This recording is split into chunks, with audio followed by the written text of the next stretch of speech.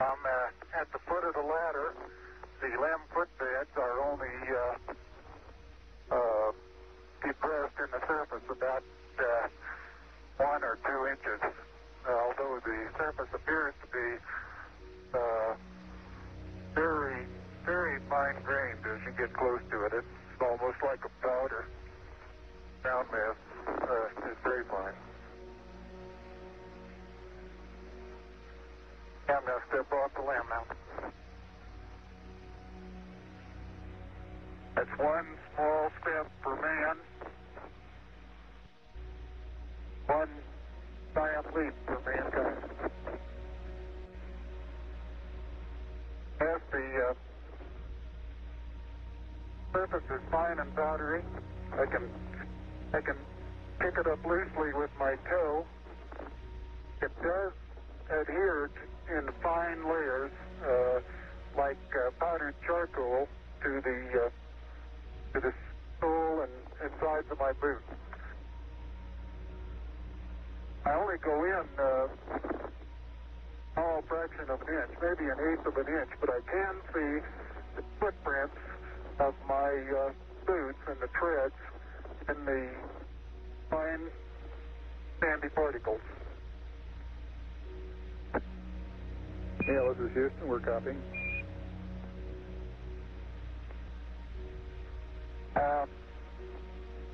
There seems to be no difficulty in moving around as we suspected. It's even perhaps easier than the simulations of 16G that we performed in various simulations on the ground. Absolutely no trouble to walk around.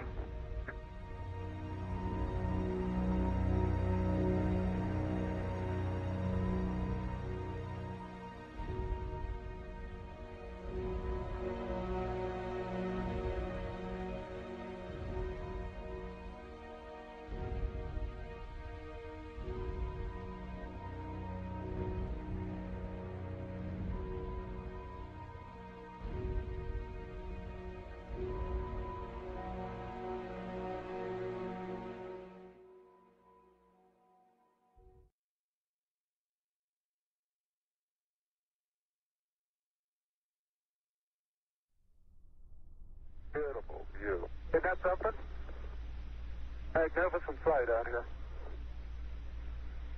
Magnificent desolation.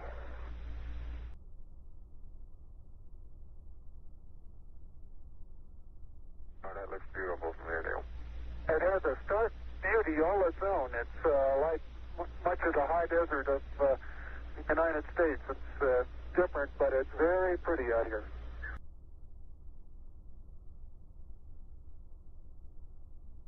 Something interesting in the bottom of this little crater here.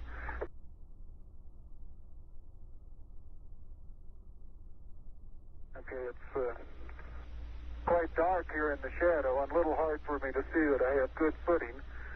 I'll work my way over into the sunlight here without looking directly into the sun.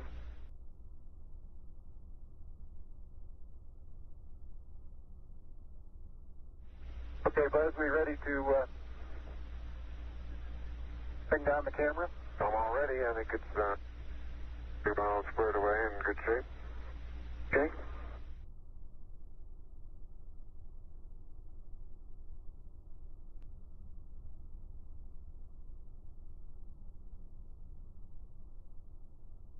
I'll step out and take some of my first pictures here. Roger, Neil. We're reading you loud and clear. Let's see, getting some pictures and the contingency sample.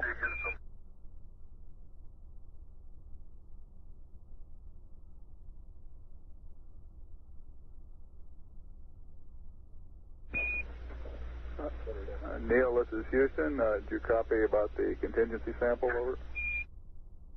All right, you're going to get to that just as soon as I finish these picture series.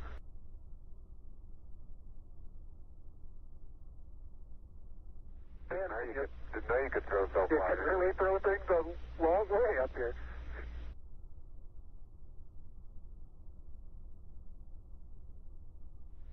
Are you getting a TV picture now, Houston? Neil, yes, we are getting a TV picture.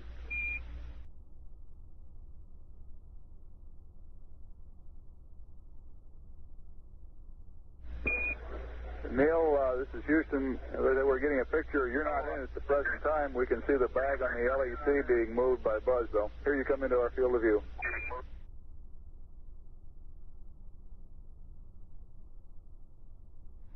Neil, this is Houston. Radio check, over. Hi, Roger. Houston, loud and clear. Roger out. Loud and clear, Houston. Roger, Buzz.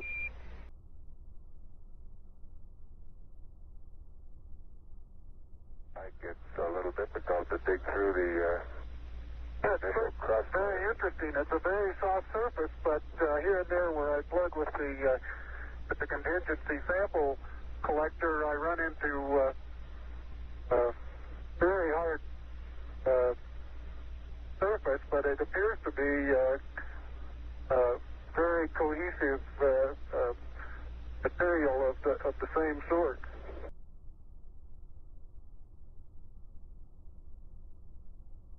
I've noticed several times in going from the sunlight into shadow that just as I go in, I catch an additional reflection off the lens. Along with the reflection. Okay, Houston, I'm going to change lenses on you. The Lunar Flag Assembly, or LFA, was a kit containing a flag of the United States, designed to be planted by astronauts on the Moon during the Apollo program. 7 such flag assemblies were sent to the Moon, 6 of which were planted, the exception being the one carried on Apollo 13, which had to abort its... This is the solar wind composition experiment. The Sun continually emits a flux of electrically charged particles into space. This is termed the solar wind. The Earth's magnetic field prevents these charged particles from reaching the Earth's surface, although in the Earth's polar regions, these particles can reach the upper part of the atmosphere, causing auroras. The Moon is outside the Earth's magnetic field for most of each month and has a negligible atmosphere, allowing solar wind particles to reach the Moon's surface. The solar wind composition experiment was performed on Apollo 11, 12, 14, 15 and 16. It consisted of an aluminium foil sheet 1.4 metres by 0.3 metres that was deployed on a pole facing the Sun.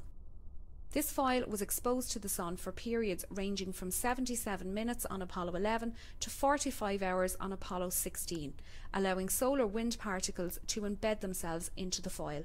The foil was then returned to Earth for laboratory analysis. This allowed the chemical composition of the embedded solar wind to be determined more accurately than would be possible if the measurement were made using remotely controlled instruments on the Moon, but limited the periods at which observations could be made. Be advised that a lot of the rock samples out here, the hard rock samples, have what appear to be vesicles in the... Neil is now unveiling the plaque that is... For those who haven't read the plaque, we'll read the plaque that's on the front landing gear of this LEM. There's 2 hemispheres, one showing each of the 2 hemispheres of Earth. Underneath it says, "Dear men from the planet Earth, first set foot upon the Moon, July 1969, BT. We came in peace for all mankind." It has the crew members' signatures and the signature of the President of the United States.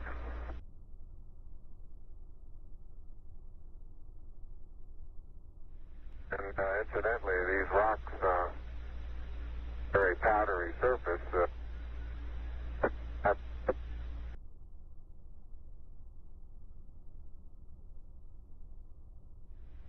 Neil, this is Houston. Based on your camera transfer with the LEC, do you foresee any difficulties in SRC transfer over? Negative. This is the solar wind composition experiment. The Sun continually emits a flux of electrically charged particles into space. This is termed the solar wind. The Earth's The Lunar Flag Assembly, or LFA, was a kit containing a flag of the United States, designed to be planted by astronauts on the Moon during the Apollo program. 7 such flags.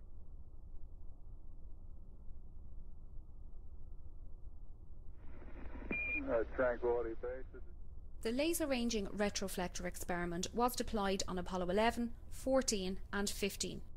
It consists of a series of corner cube reflectors, which are a special type of mirror with the property of always reflecting an incoming light beam back in the direction it came from. These reflectors can be illuminated by laser beams aimed through large telescopes on Earth. The reflected laser beam is also observed with the telescope, providing a measurement of the round-trip distance between Earth and the Moon. This is the only Apollo experiment that is still returning data from the Moon. Many of these measurements have been made by McDonald Observatory in Texas. Laser beams are used because they remain tightly focused for large distances. Nevertheless, there is enough dispersion of the beam that is about 7 kilometers in diameter when it reaches the Moon and 20 kilometers in diameter when it returns to Earth. Because of this very weak signal, observations are made for several hours at a time. By averaging the signal for this period, the distance to the Moon can be measured to an accuracy of about 3 centimeters. The average distance from the Earth to the Moon is about 385,000 kilometers. The laser-ranging retroflector experiment has produced many important measurements. These include an improved knowledge of the Moon's orbit and the rate at which the Moon is receding from Earth, which is currently 3.8 centimeters per year.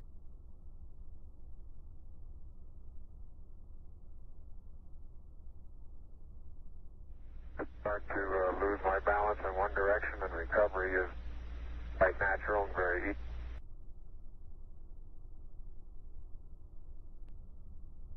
And moving arms around, Jack doesn't... The passive seismic experiment detected lunar moonquakes and provided information about the internal structure of the Moon. This experiment studied the propagation of seismic waves through the Moon and provided our most detailed look at the Moon's internal structure. The Apollo 11 seismometer returned data for just 3 weeks but provided a very useful look at lunar seismology.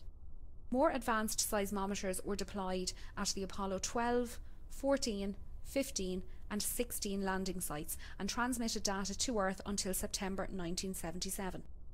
Each of these seismometers measured all 3 components of ground displacement: up-down, north-south and east-west. If a seismic event is observed by 3 or more seismometers, the time and location of the event can be determined. Because seismic waves from distant events travel deeper into the Moon than waves from nearby events, by measuring events at various distances from the seismometer, one can determine how seismic velocities vary with depth in the Moon. In turn, this... Neil and Buzz, the President of the United States is in his office now and would like to say a few words to you. Over. That would be an honor. Go ahead, Mr. President. This is Houston out. Hello, Neil and Buzz. I'm talking to you by telephone from the Oval Room at the White House. And this certainly has to be the most historic telephone call ever made. I just can't tell you how proud we all are of what you... For every American, this has to be the proudest day of our lives. And for people all over the world, I am sure they too join with Americans in recognizing what an immense feat this is. Because of what you have done, the heavens have become a part of man's world. And as you talk to us from the Sea of Tranquility, it inspires us to redouble our efforts to bring peace and tranquility to Earth. For one priceless moment in the whole history of man, all the people on this earth are truly one. One in their pride in what you have done, and one in our prayers that you will return safely to Earth. Thank you, Mr. President. It's a great honor and privilege for us to be here representing not only the United States, but men of peace of all nations, and with interest and a curiosity and and with a vision for the future. Honor for us to be able to participate here today.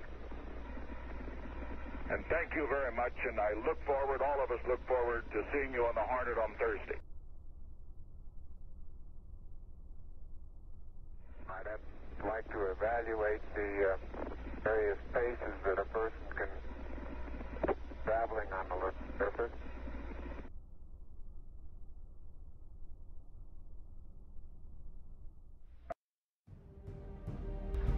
Tranquility Base, Houston.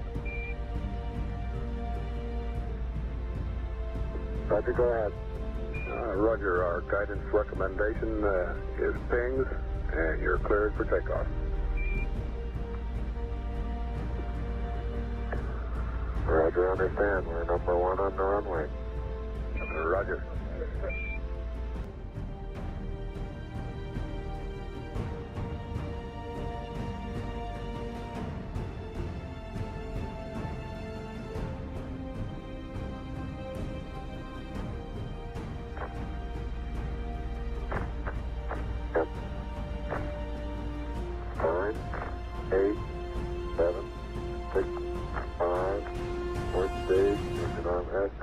Proceed.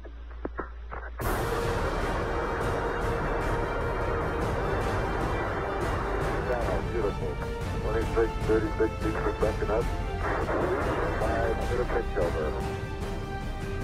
Very smooth. Balance come along. Very quiet ride. There's that one crater on there.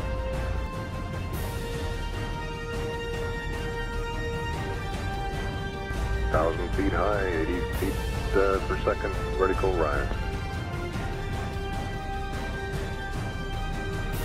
Here you go, Houston. Request manual start override. Roger. 2,600 feet altitude. Eagle, Houston, you're looking good to us.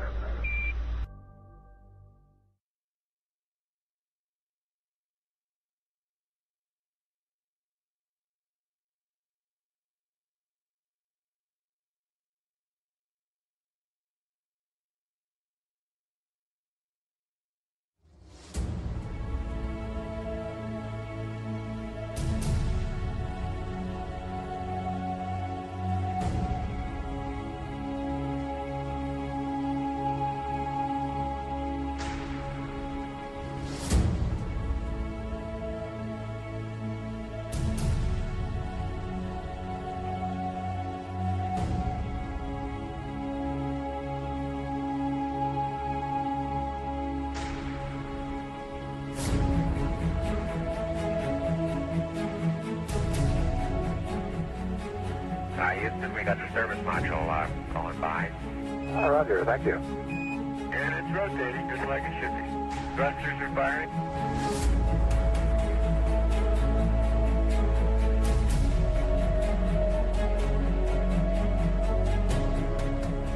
nautical miles high, velocity 33,000 feet per second.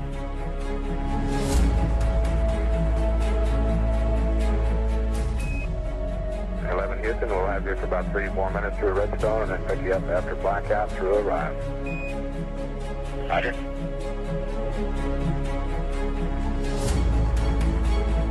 Guidance reports Apollo 11 right down the middle of the corridor.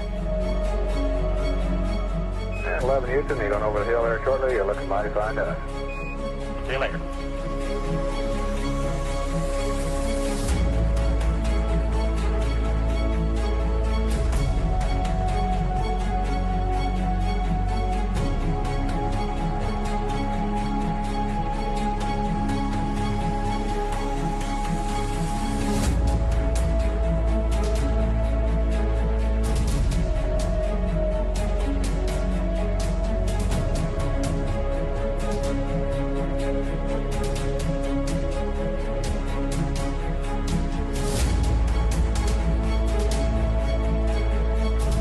I believe that this nation should commit itself to achieving the goal before this decade is out of landing a man on the moon and returning him safely to the earth. No single space project in this period will be more impressive to mankind or more important for the long-range exploration of space, and none will be so difficult or expensive to accomplish.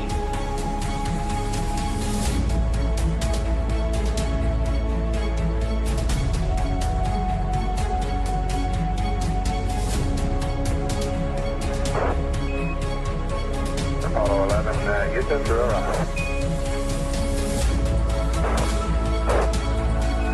Apollo 11, Houston, and the blind Airbus has a visual contact.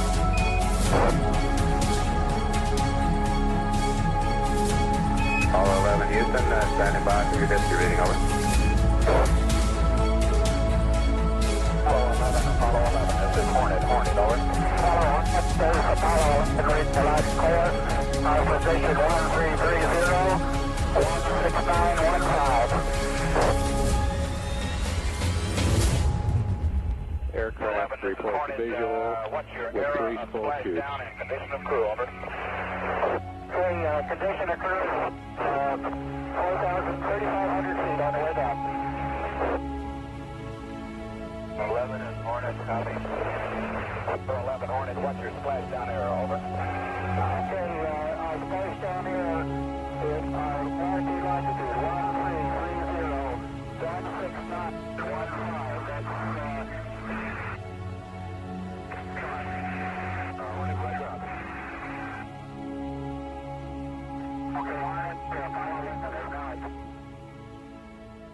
All right, don't shoot.